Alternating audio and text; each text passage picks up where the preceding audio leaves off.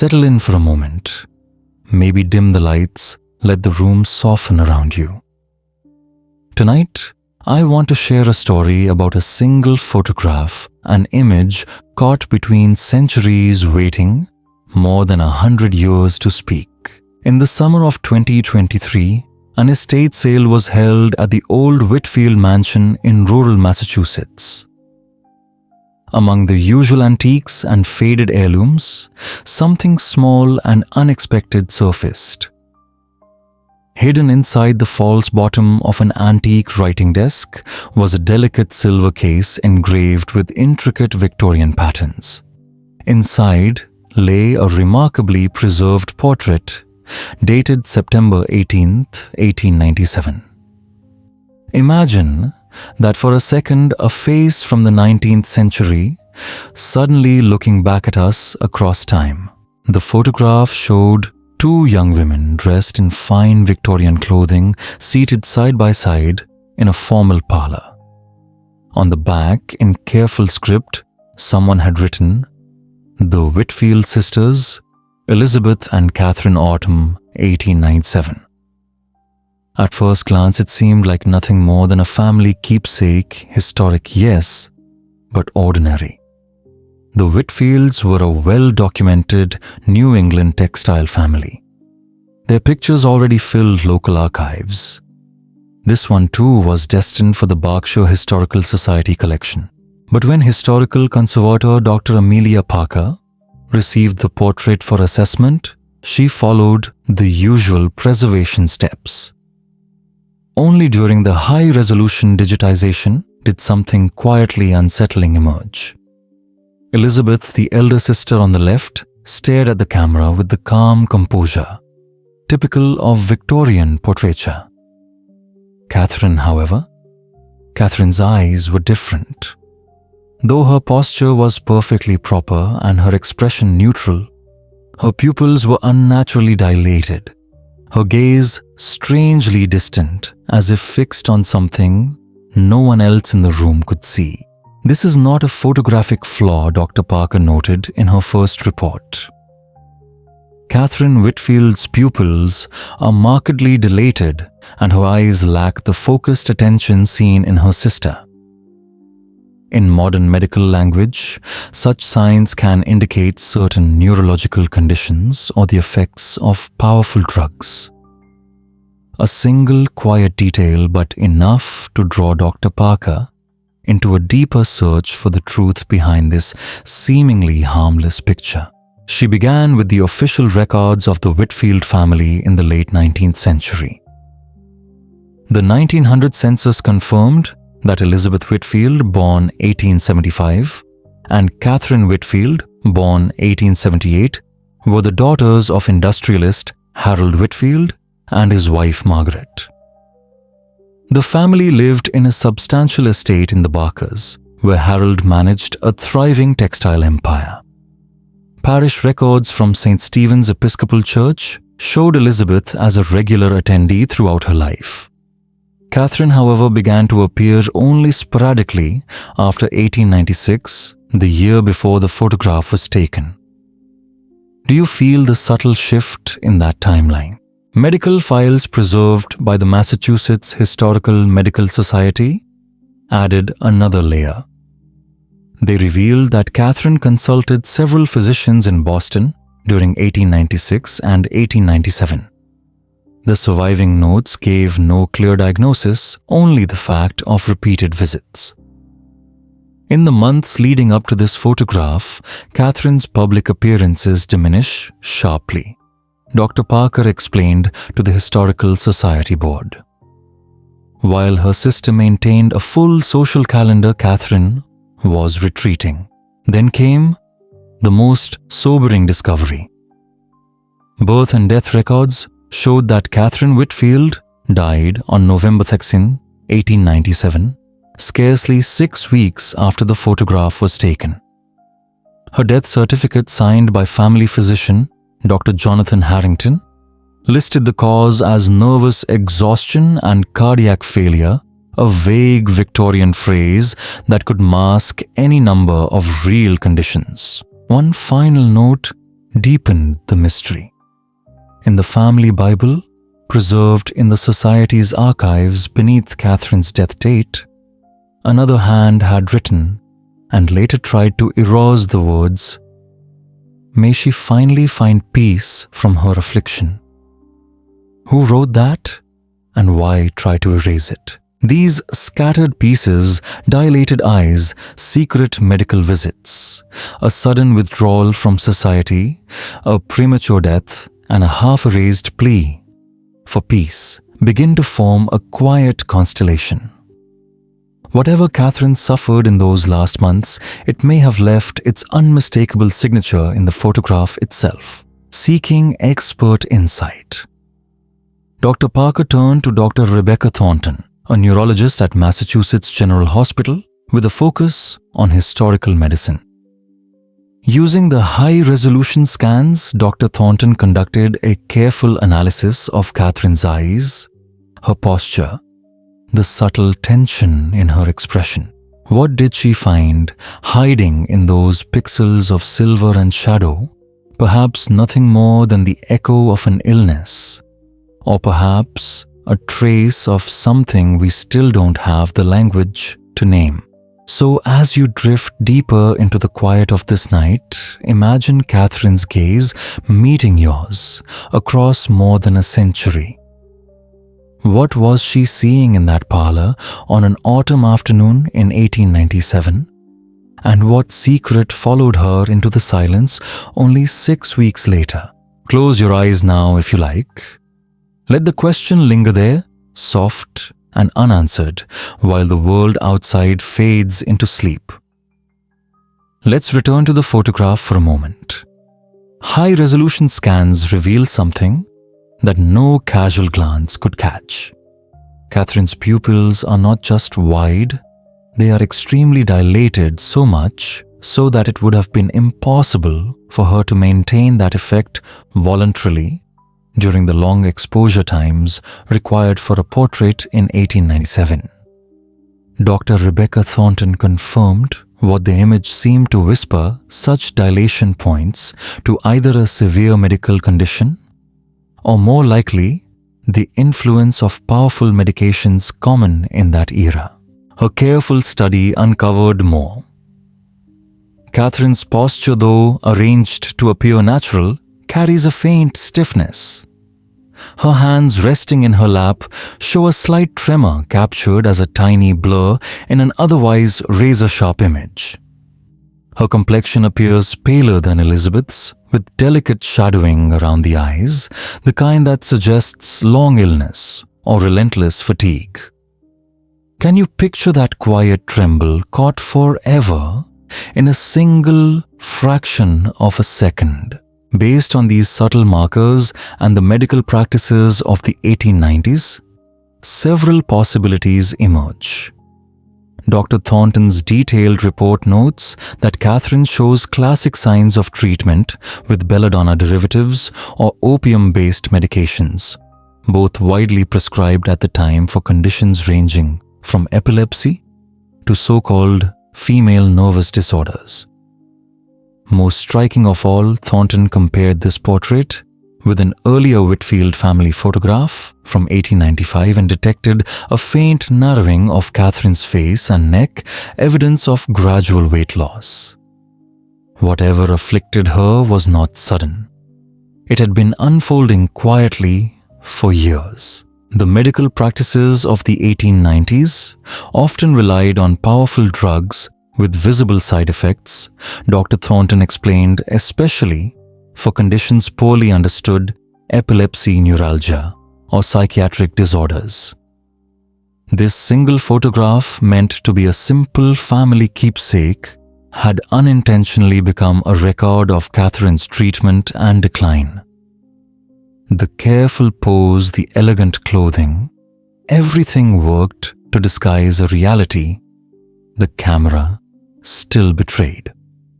Following this thread, Dr. Amelia Parker turned to a trove of Whitfield family letters preserved in the Massachusetts Historical Society archives. Among them were private correspondences between Elizabeth Whitfield and various relatives from 1895 to 1898 letters that opened a window into the sisters' hidden world. In February 1896, Elizabeth wrote to her maternal aunt, "Catherine's episodes have increased in both frequency and severity. Father has consulted specialists in Boston, but their conclusions differ. Mother spends every night by her bedside, now fearful of what might occur in the darkness. We maintain appearances when visitors call, but in private, our home has become a hospital of sorts." A letter dated July 1897, just 2 months before the photograph, carried an even darker note. Dr. Harrington has increased Catherine's medication again. The new formula from Vienna provides better control of her seizures, but leaves her in an altered state that mother finds disturbing. Catherine herself prefers this foggy existence to the terror of her episodes. "We have cancelled her coming out season, entirely leading to unfortunate speculation among our social circle." And then, a week after the photograph was taken, Elizabeth confided to a cousin. The photographer showed remarkable patience. Catherine had taken her medication just 2 hours prior, leaving her docile but visibly affected. He positioned her carefully and instructed me to place my hand gently on her arm to steady her. Father insisted on proceeding despite mother's reservations. He remains determined to maintain the fiction that all is well with the youngest daughter of the Whitfield line. The resulting image is technically proficient, but captures Catherine in her pharmaceutical mask rather than her true spirit. I find I cannot look at it without weeping. Finally, after Catherine's quiet death in November 1897, Elizabeth wrote again to her aunt. The end came quietly, almost a mercy after these difficult years. Father has removed all photographs of Catherine in her illness from the family albums, preserving only those from before her affliction manifested. He speaks of her now only in reference to her childhood accomplishments, as though the troubled young woman she became existed only in our imagination. Pause and think about that. A father erasing every trace of his daughter's suffering. A sister left to carry the memory alone. And a single photograph hidden in a silver case holding on to the truth that everyone else tried to bury. As you drift deeper into the quiet of the night, imagine that portrait once more, Catherine's wide pupils, her trembling hands, her sister's steadying touch. Do you feel how the camera, meant to conceal, instead became a witness? What else might still be waiting in attics and archives for someone to look closely enough to see the letters left little doubt? Catherine Whitfield, identified so carefully in family notes and whispers, had been suffering from a serious neurological disorder, most likely epilepsy, and was treated with the limited, often dangerous methods available to physicians of the late 19th century. But the most revealing evidence surfaced not in family papers, but in the personal writings of her own doctor. While exploring Harvard Medical School's historical collections, Dr. Amelia Parker uncovered a donation from Dr. Jonathan Harrington, Catherine's attending physician. His official records were carefully bound by the patient confidentiality of the time. Yet hidden among his professional papers was a private research journal. Handwritten observations of unusual cases, each patient identified only by initials. One set of entries immediately caught Dr. Parker's attention. The notes referred to CW female 19 and were dated 1896 to 1887, a perfect match to Catherine's age and the timeline of her illness. Dr. Harrington described a case of progressive epilepsy, resistant to standard treatment, recording detailed patterns of seizures and the effects of various drug regimens. A March 1897 entry read, "Implemented the bromide belladonna protocol as recommended by Dr. Gowers of London. Patient experiences significant reduction in major seizure events but displays the typical mydriasis pupil dilation and confusion. Family reports patient prefers these side effects to the alternative. Dosage calibrated to maintain function while minimizing severe manifestations of the disorder.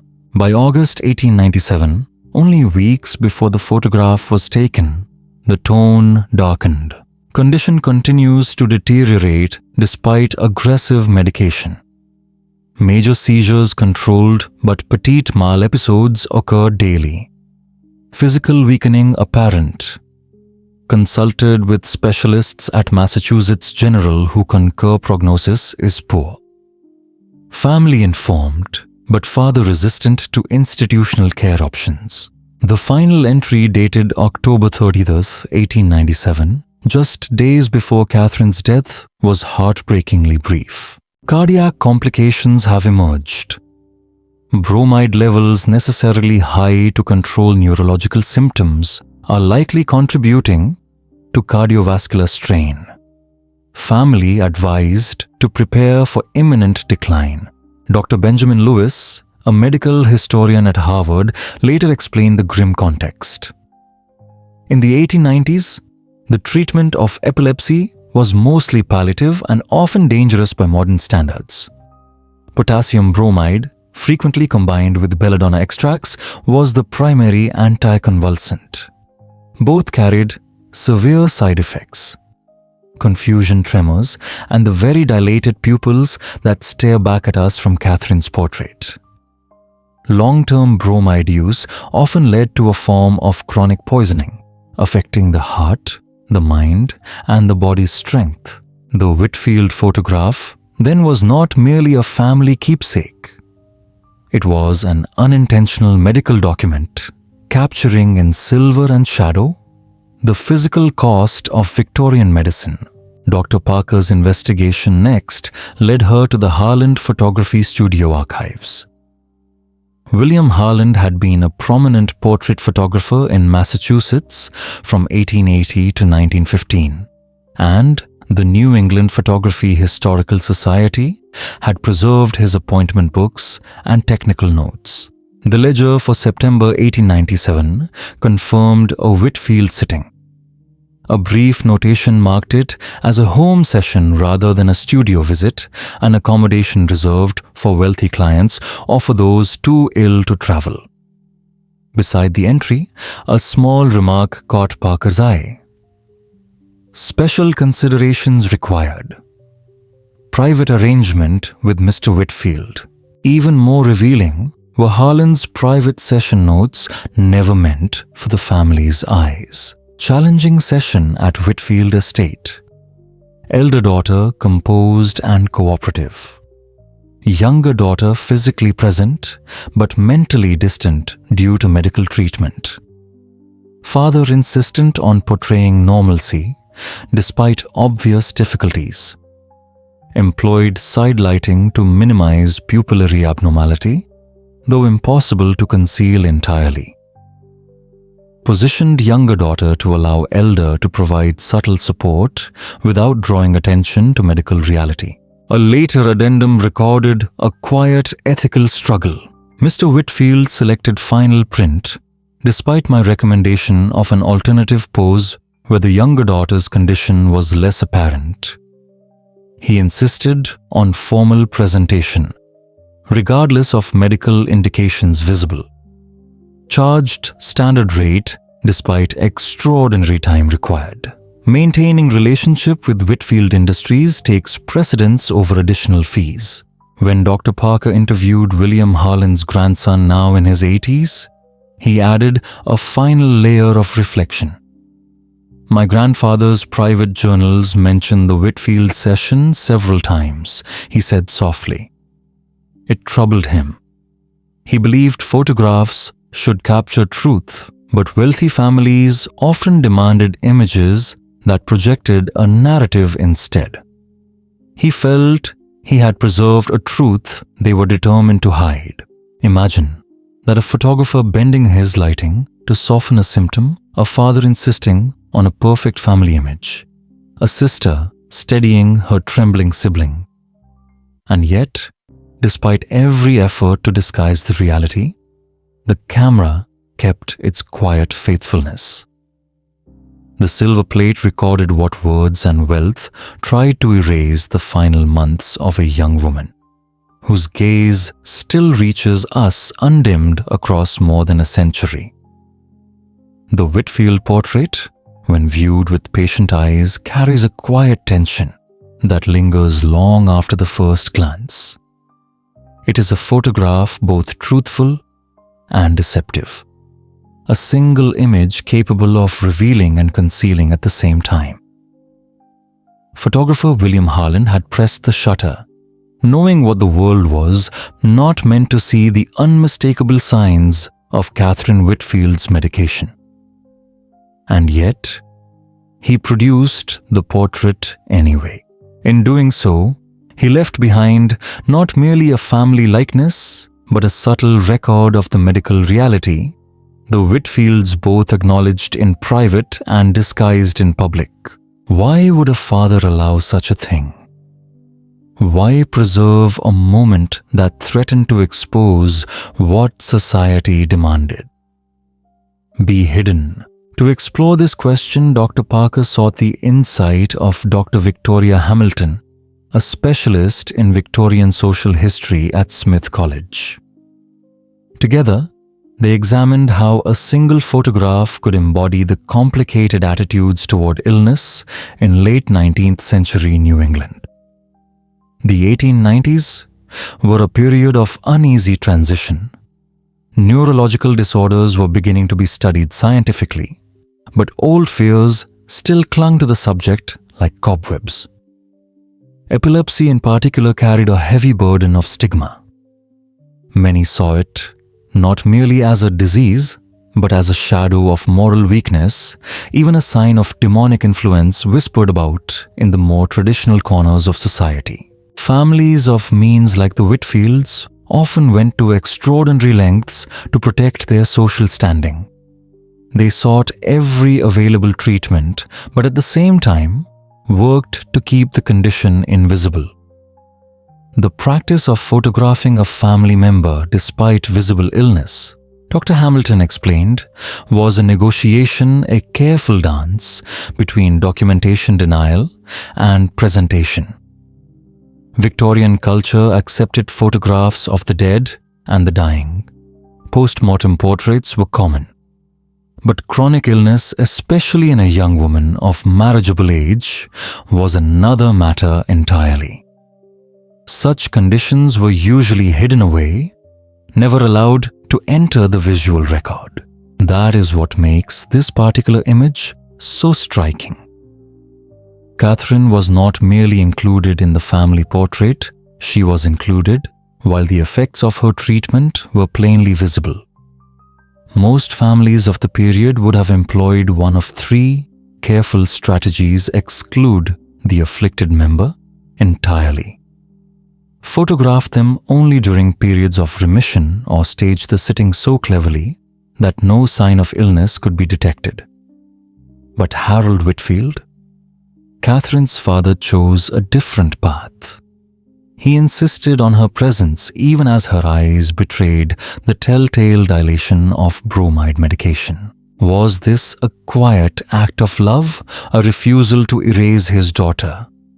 Or was it something more complex, an assertion of control, a declaration that the family remained whole despite the unspoken truth? Dr. Hamilton suggested that the formal setting of the portrait was itself a message.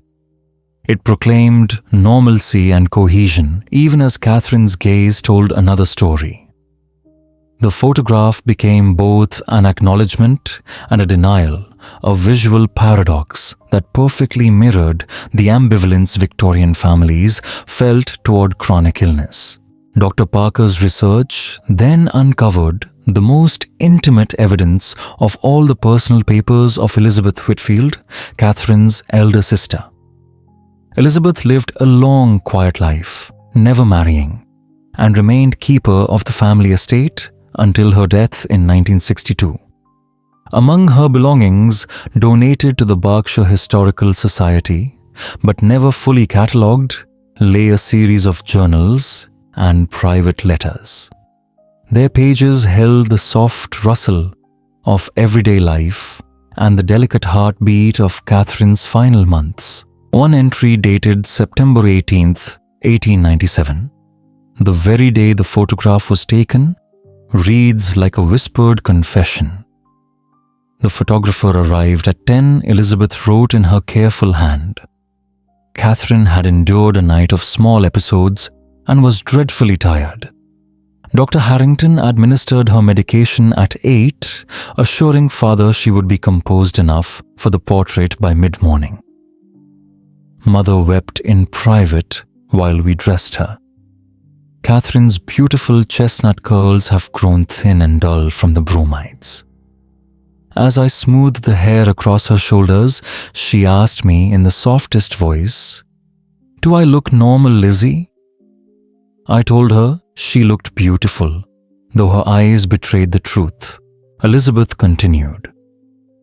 Father oversaw every detail with military precision, as if his will alone might overcome her condition. The photographer worked quickly and kindly, speaking to Catherine directly, even when her answers came slowly.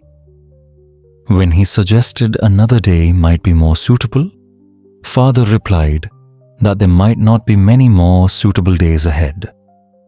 It was the only time I ever heard him acknowledge her prognosis. Another entry written in October describes the moment the finished portrait arrived at the estate. Elizabeth does not recount her words in detail, but her writing lingers on the weight of silence that filled the room.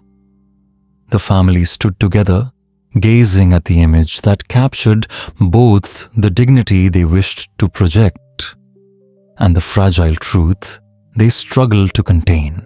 As you imagine that quiet parlor sunlight falling across polished wood, the scent of fading flowers, the heavy knowledge that time was running short, do you feel the pull of the photograph's double meaning? A picture meant to preserve a family's pride now invites us more than a century later to see what they tried so carefully to hide. What stories, one wonders, still sleep within the faces of other forgotten portraits. The photographs arrived quietly wrapped in stiff brown paper and the faint scent of chemicals. Elizabeth Whitfield recorded the moment with a precision that feels almost like a sigh. Mother looked only once she wrote, and then left the room in silence.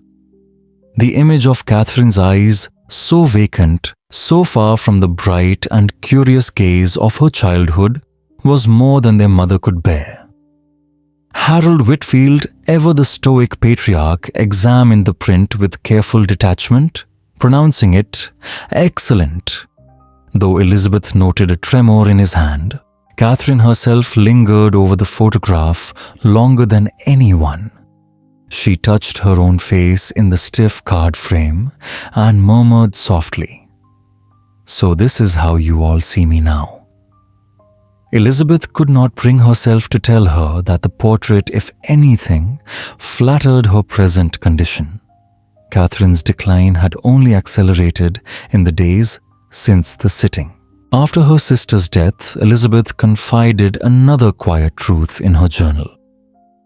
"Father has placed the portrait in his study," she wrote. Visitors sometimes inquire with polite discomfort about Catherine's unusual appearance.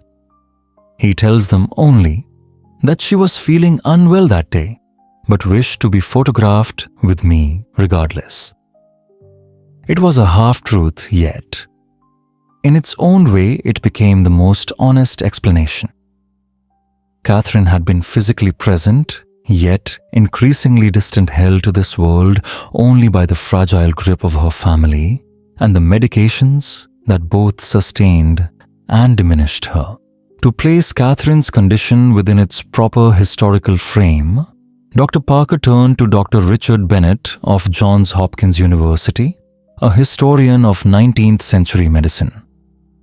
Together, they traced the cruel paradox of epilepsy treatment in the 1890s, a time when understanding was beginning to advance, but remedies remained primitive and dangerous. Dr. Bennett explained that the pioneering work of John Hewlings Jackson had begun to define epilepsy as a neurological disorder rather than a psychiatric affliction.